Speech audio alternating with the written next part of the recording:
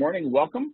I'm Mike Taigman, and this presentation is part of our series on resilience, and this is focused on the competency of keeping your cool.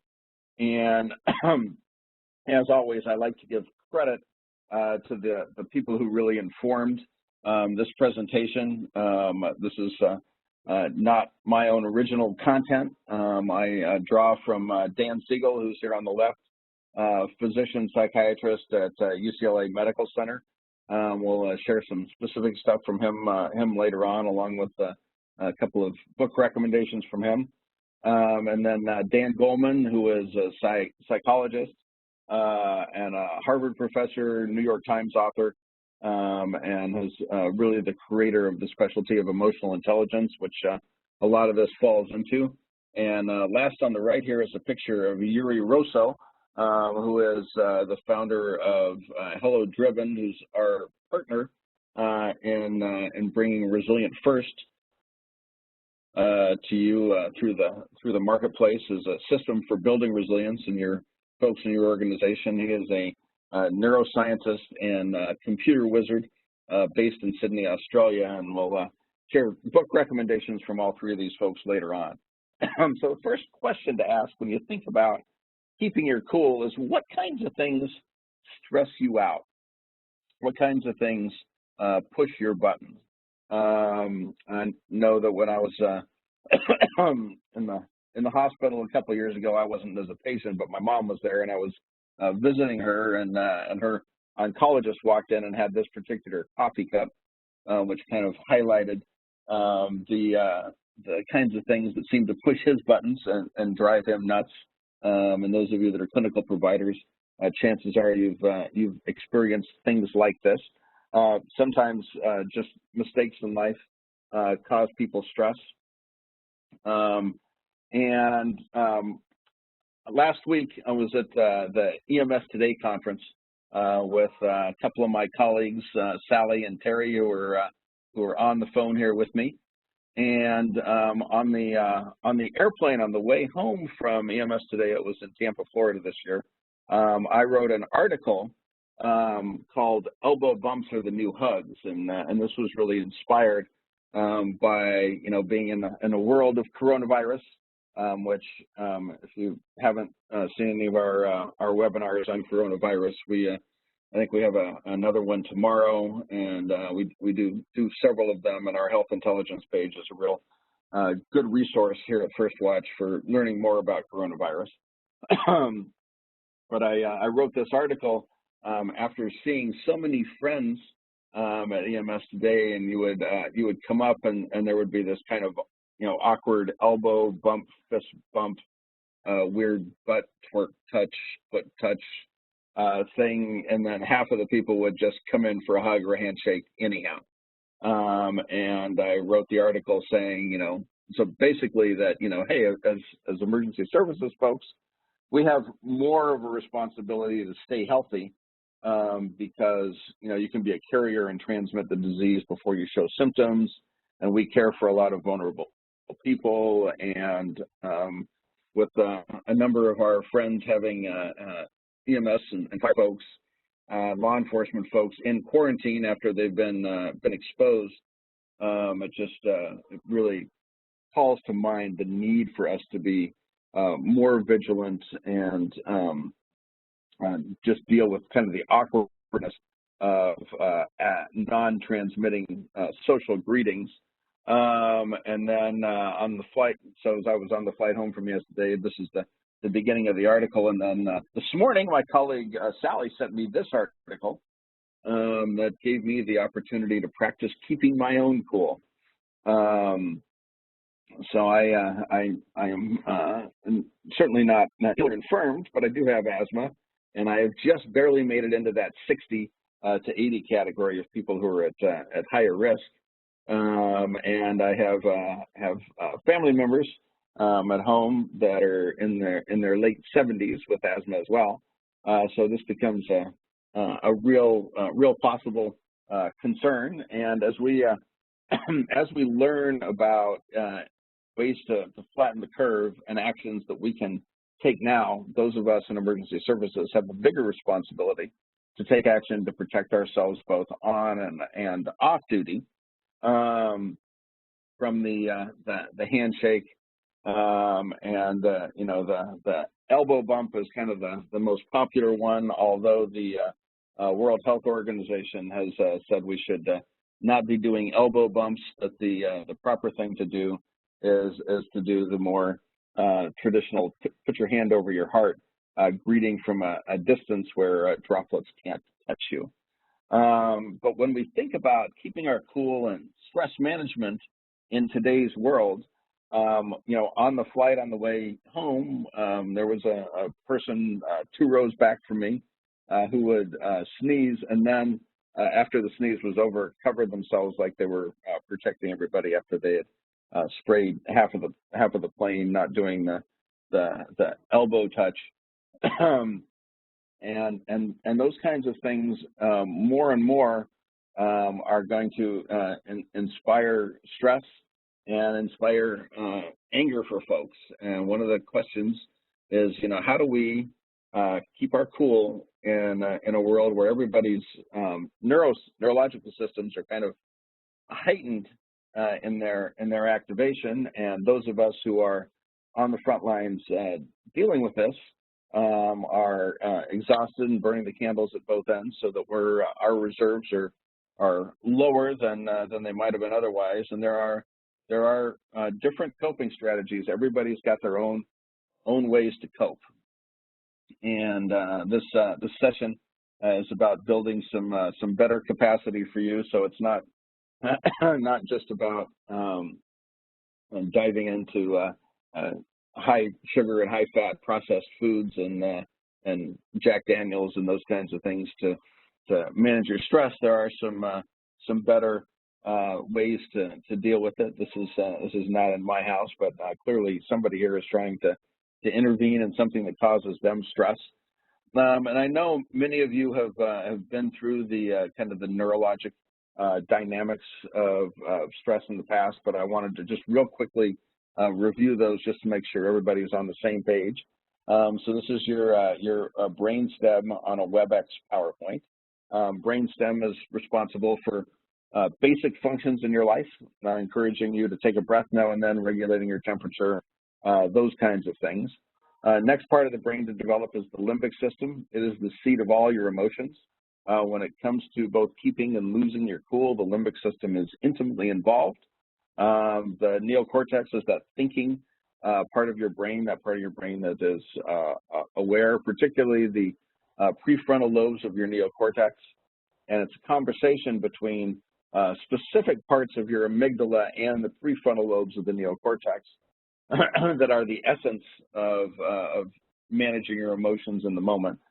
So your thalamus basically serves as the 911 communication center for your brain, taking in information from your ears and your eyes and your nose and sending it to various parts of your brain for analysis and possible action.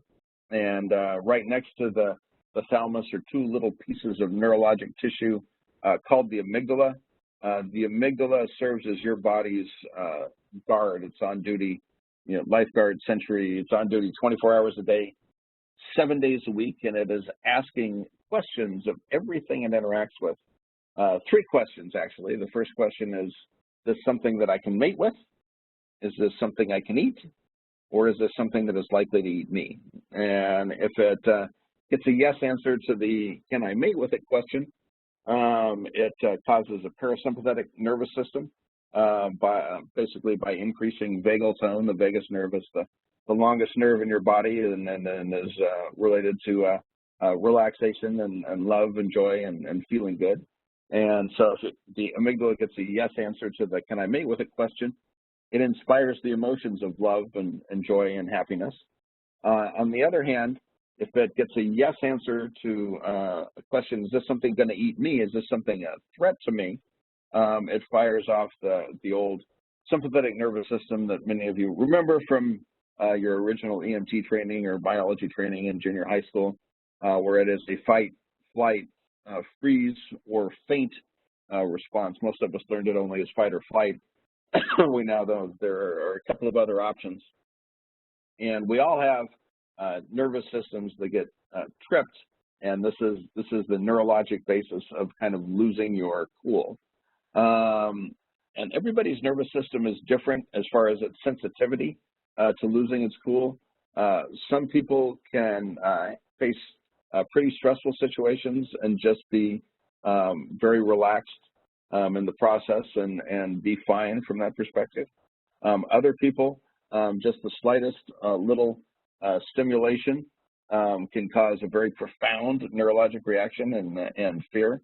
And the way your brain works is when it's already sensitized to pain or stress or whatever, if you stub your toe or eaten a piece of pizza that's too hot and gotten a mouth burn from the pizza, the second time you stub your toe, it's so much worse and you have a much stronger reaction because you're already kind of sensitized to pain. And the same thing is true as people are in our society right now. We're having, you know, varying levels of stress related to coronavirus and protecting themselves and, you know, anticipating whether they're going to want to be one of the people who needs a ventilator or not. Little things that otherwise might have gone by unnoticed or not have generated much of a reaction are going to generate a bigger reaction for folks. And when somebody has had their button pushed and has had an amygdala hijack, if you will, instructing them to calm down is not very effective. And the way this kind of works behaviorally is that there's some kind of a prompt or stimulus that happens in the world. Maybe that prompt is somebody near you sneezing using poor hygiene and spraying stuff all over you. Maybe it's somebody cutting you off in traffic. Maybe it's one of your employees coming up to you and making an unreasonable request. Whatever the stimulus happens to be, the first thing you have neurologically is you have an emotional reaction. And even people who think of themselves as very rational, very cool and calm, the emotional reaction, you know, just kind of anatomically and physiologically, always precedes the thought that happens. And then the next thing that happens is that action or behavior as a result of that emotion and thought in combination. And so if you have a prompt that is likely to push your buttons, gives you that emotion, gives you a thought that somebody's bad or whatever, it can generate anger, sadness, frustration, whatever. And so the key is to build the practice into your neurologic system of being able to slow down these key parts of the process. So if you can slow down the spot in between when you're having an emotion and you have a thought inspired by that emotion, or even more importantly, slowing down that spot in between when you have the thought inspired by the emotion and the action you take, you'll have a much more effective life and ability to deal with and dial back your emotions. And different people have different speeds on how fast that they can recover from an emotional upset. So some, you know, if you get particularly upset, the time that it takes you to recover and get back to a relaxed state is one of the things that we want to shorten in life. Part of resilience, resilience is not about never getting upset. Resilience is about, part of it is about recovering quickly and getting back to a place where you're relaxed and okay pretty quickly. And rumination and worry are ways to continually reactivate your nervous system about the stressor, so that you never really get to a place of peace and relaxation. So the goal is, you know, let's let that long time, let's shorten that time to do that. So the question is, what specifically can we do to be able to shorten the time for our recovery, be able to have a gap in between our emotionally inspired thought and taking an action, so that when we are cut off in traffic and we raise our hand to signal to the other driver what they've done, that we're more likely to wave with all of our fingers rather than just the one, so that you've got a little bit of impulse control from that perspective. So the reality is, some people who get their buttons pushed and get hijacked have decided they're just going to continue to suffer, and they're going to do none of what we recommend here. And that is a choice that people can make. Other people choose maladaptive responses to stress to try to bring themselves back down to a calmer state. These are not healthy and many times not really effective and not sustainable. Sometimes it's a stress you can just get away from, and this is a reasonable choice depending on the circumstances. If it's something you can get away from without bad consequences from your perspective, it's a good choice. Some people try to actively change the source of the stress. Many people have gotten into love relationships under the hope and fantasy that they will be able to change the other person, and this is a challenging strategy. Low likelihood of success. When it does succeed, it's great, but it doesn't succeed very often. And the approach that we put the most energy on and find the most value from is working on changing the habits built into your brain so that you have better ability to pause before you respond and the ability to recover faster. So that's what we're going to talk about here, is a number of different strategies to be able to train yourself to be able to handle the stresses of life and keep your cool. So the first one here, in law enforcement circles, this is referred to as crisis rehearsal. And it's a process for really actively imagining bad things happening and kind of flushing it all the way through.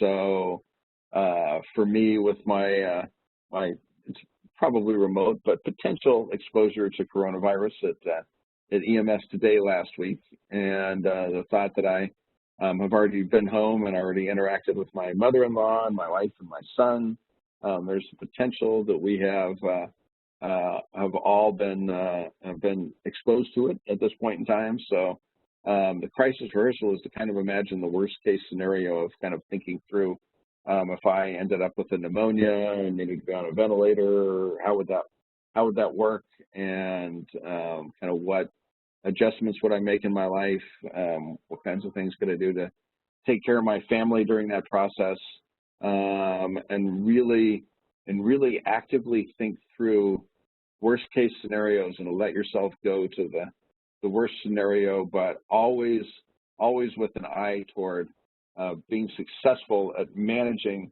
whatever bad situation you can imagine, whether it's if you're driving in a snowstorm, imagining getting into a bad wreck and getting caught upside down in your vehicle, whatever it happens to be, always imagining and training yourself to get through whatever the bad situation is so that you emerge successful on the other side. And the more often you can kind of rehearse getting through bad things, the more capable you are of actually dealing with them when they actually happen. The next one is the ability to label your emotions in the moment when you're having them. And my 8-year-old was having marinara with rigatoni, or rigatoni with marinara sauce in front of the TV, which I know is bad parenting. Some of you have heard this story before, but it illustrates this point pretty well.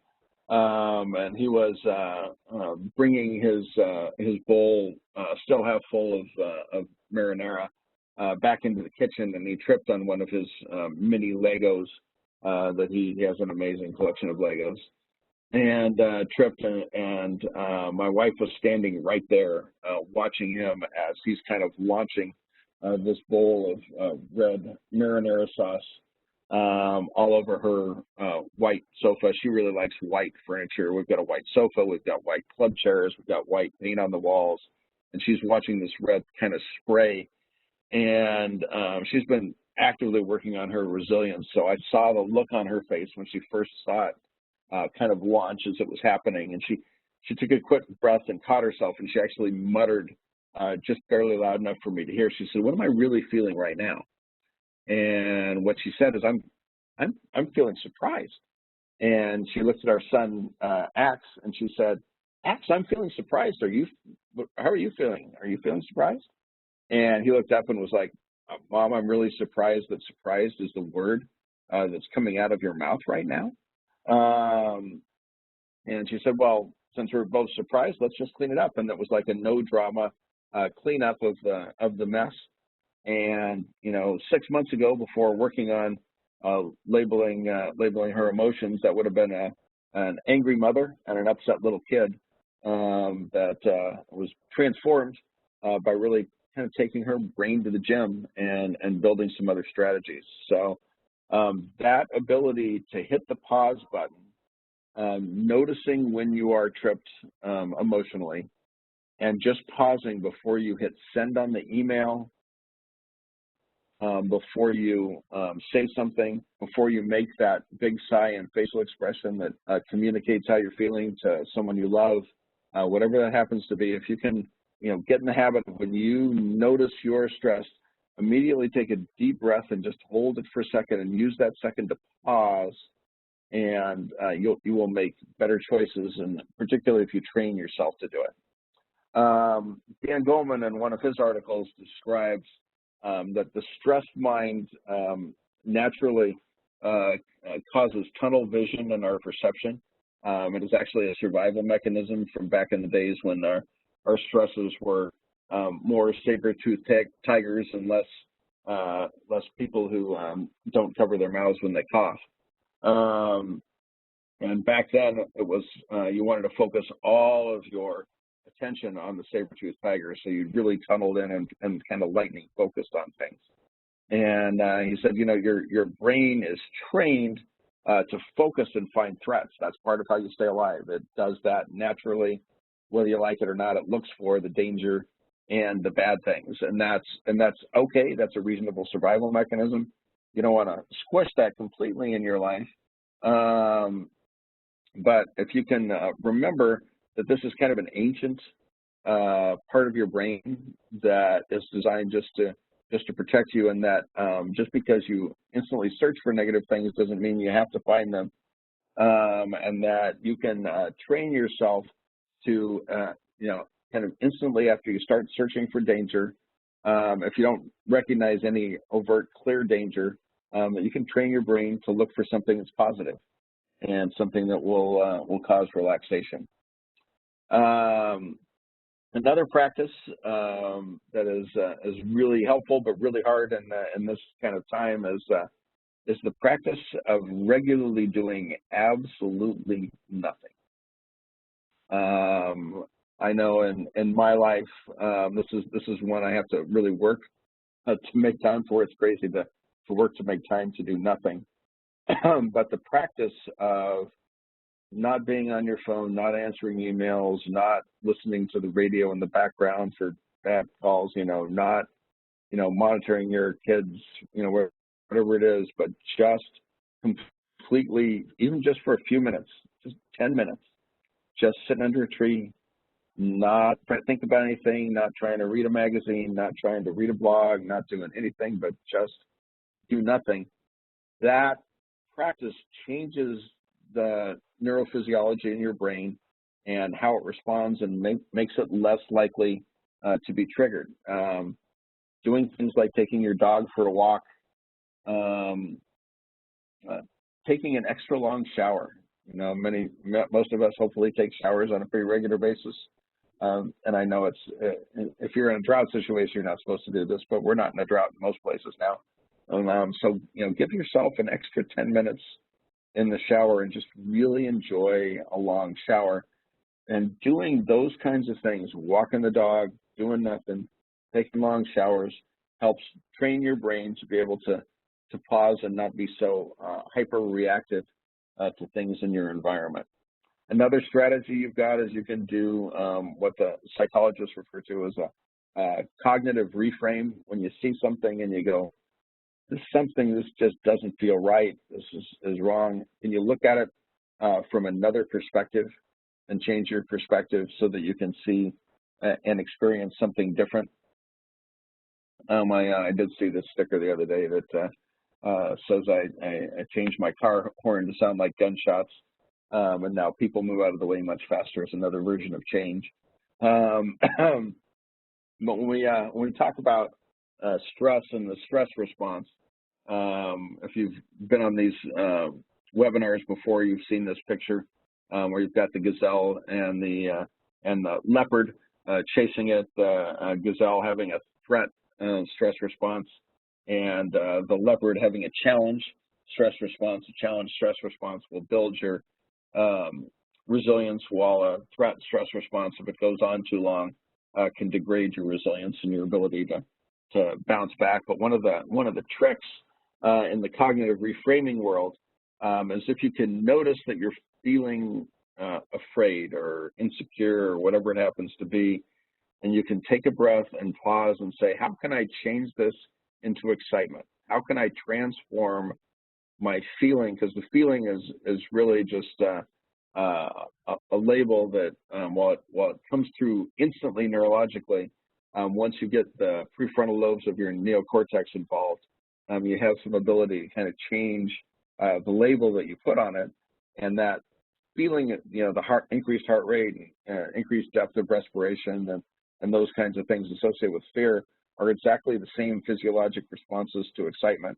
When you change it to excitement, you change how you respond to it, and you change at a cellular level the kind of impact it has on your system. And there are a number of ways that you can kind of trick your nervous system into being more relaxed in the moment.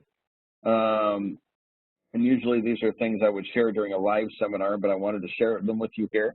You can do them sitting down, or if you want to stand up, you can try it. But this goes under the acronym of GRACE.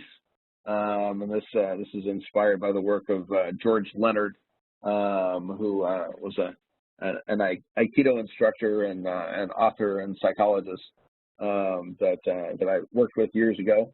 And the first is the G stands for ground, and the physiologic trick is to use your toes like you were pulling the carpet back up underneath the soles of your feet. So with your toes, like you're reaching out and grabbing the carpet and bunching it up underneath your foot. That counteracts the normal stress response. Part of the normal stress response is to decrease sensation in your extremities, so that if you get bit by a tiger, that the pain of that bite doesn't overwhelm and incapacitate you. So this is a way to kind of fool your physiology into changing the chemistry around so that you're more relaxed rather than more stressed. Most of us, the R stands for relax. Most of us have a place in our body where we carry stress. So if you think just for a second, where do I carry stress in my body? For me, it tends to be my neck and shoulders, and also in my jaw. Almost everybody carries a little bit of stress in their jaw. So if you just consciously relax that part of your body where you carry stress, it's a way to path to relaxation. And also, if you just drop your jaw open, I know there may be people looking at you and just your computer looking at this webinar may think you're a little weird for dropping your jaw open, but if you try it just for a second, most people feel kind of a cascade of relaxation through their system when they do it. Just being aware of your stress signals. Everybody kind of notices their stress differently. For me, I get kind of fuzzy peripheral vision as my first signal that I'm getting stressed. So being aware of that and noticing it is a powerful way to decrease your stress.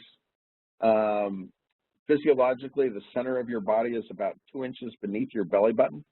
So if you just reach down and touch your belly, just beneath your umbilicus there, just beneath your belly button, just take a breath into that spot and bring your awareness there. That's an Eastern and martial arts approach to centering, which can help fool your nervous system a little bit. And the last one, you know how relaxing it is to drop into a hot bathtub? and a hot bathtub is relaxing primarily because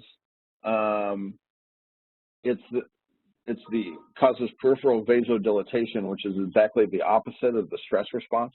Part of the stress response is you clamp down all your peripheral vasculature so that if you get bit by a tiger, you won't bleed out as quickly. It's part of what keeps you alive.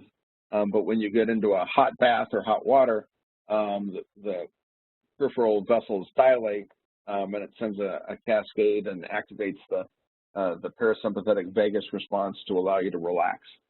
So one of the things you can do with your hands is you can consciously warm up your hands, and if you want to do a poor person's biofeedback system, you can go to Lowe's or Home Depot or any hardware store where they have the digital thermometer, where there's the thermometer that's inside the house, and you've got this probe that goes outside that measures the outside temperature and tells you what the temperature is inside your house. All you do is put your hand around that probe as it's outside, and you can do some deep breathing and shift your body around, and you can train yourself to increase the temperature in your hands as a way to relax. And that the reality is all of these practices are helpful if you actually do them. If you just watch the webinar today and don't try any of this, none of this is going to be very beneficial to you. So you got to kind of grab something and give it a shot. The next technique I'm going to mention has to do with mindfulness and meditation, and there is a ton of really, really good information and science around taking your brain to the gym through meditation. A lot of different styles of meditation out there, and Dan Goleman will tell you when you ask him what style of meditation is best for building my ability to manage my emotions and keep cool, and his answer will be whatever style you'll actually do. And I've been a daily meditator since I was 14 years old, and the meditation that I have been doing for the last year and a half, almost 2 years, is one that is really backed by good science. It's created by Dan Siegel out of UCLA, and these are a couple of his books that are. He's a prolific author. I think he's written like 18 books, all of which I've read at this point in time. But these two books are really, really powerful at giving you control over your mind and its emotions. And he describes what's called a wheel of awareness meditation. And I'm not going to walk you through a meditation today when we're in live sessions. We go ahead and do a live meditation, but if you get on YouTube and search Wheel of Awareness meditation, you can bring up a YouTube video of Dan Siegel walking you through this meditation. Basically, it trains your brain for awareness. And let's see here. There we go. So it basically divides this wheel into 4 pieces. You start by looking at each of your senses and paying attention to those. Then you do an internal scan of your body, and you pay attention to whatever your mind is racing around with. And then lastly, you kind of meditate and think about your relationships. And you can do a shortened version of this in just 4 or 5 minutes. The full version is about 22 minutes long. But it's got ridiculously good science behind it, all done through the Mindsight Institute at UCLA, the David Geffen School of Medicine there. And of all the styles I've done, it's the one that gives me the most tangible experiential benefit immediately after I've done it. You don't have to do this one for years in order to be able to actually experience a difference in the world and how you engage with it. It's pretty fun. And the last section, I wanted to share with you Dan Goleman's books here too, since we talked about books. If you're interested in this stuff, his book Working with Emotional Intelligence, and his latest book Altered Traits, which really goes into all the neuroscience around meditation and mindfulness. These are fabulous books to look at. And the last book recommendation is from our colleague Yuri, and Executive Resilience. It really walks through the details of and neuroscience around resilience, which is the backbone of our ResilientFirst system, which if you'd like to learn more about, you can send me an email or a text at the end of this session, and I'd be happy to walk you through it. But the last section I wanted to address here has to do with how this stuff all relates to leadership. And one of the things that sometimes leaders aren't as aware of is that the neuroscientists describe our limbic system as having an open loop design. And the open loop design means that our limbic system is affected and interacted by other people in our world and other things that happen in our world. So that is necessary for survival. It's necessary for procreation. It's necessary for relationships. It is what allows parents to be able to calm their young children when their children are upset. Our limbic systems are not confined to our brain. They really are interactive and relational in the world. And another way they describe being good with your emotional self-control, as they call it, interpersonal limbic regulation. And so that the reality is that just a facial expression with somebody else has been shown to alter hormone levels in other people, change their cardiovascular functions, increase their blood pressure, increase their heart rate, or decrease their blood pressure, decrease their heart rate, change their ability to sleep and the depth of their sleep, and change some of the function of their immune system. So we have a much greater effect on other people than sometimes we think. And that's particularly true from a leadership perspective. Leaders have a disproportionate impact on the people around them.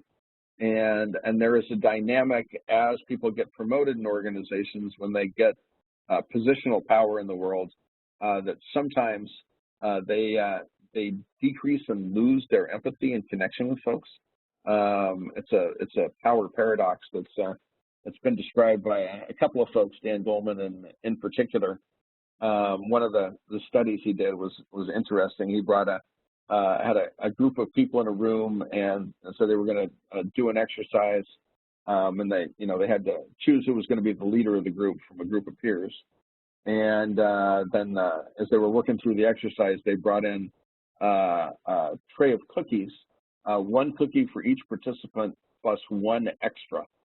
And what they found was that everybody would eat their cookie, and that other one would be politely left there for a while, but it would always get eaten by the end of the session.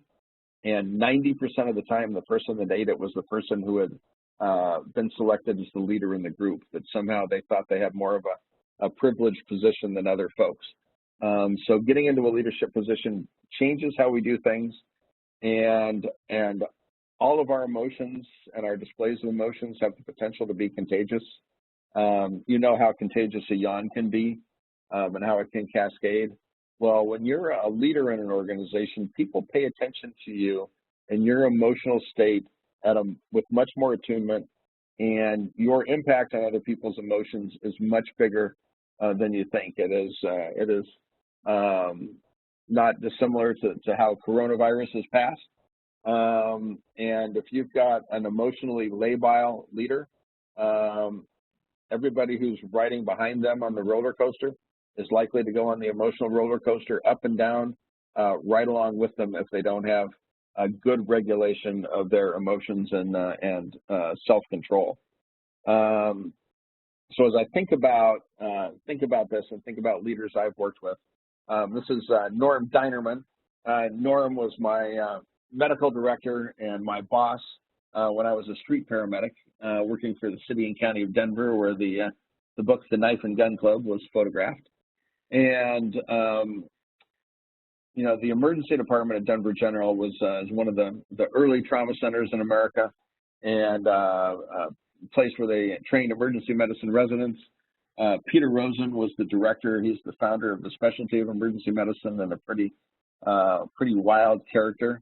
And there was a fair amount of chaos generally when you brought in a patient with a couple of gunshot wounds that was still viable, or those kinds of things. You bring them into the trauma room, and there was just there was emergency medicine residents, and there were surgical residents, and anesthesiology residents, and nurses, and paramedic school students, and all kinds of folks in there, and it was fairly hectic, except for the nights when Norm Dinerman was working.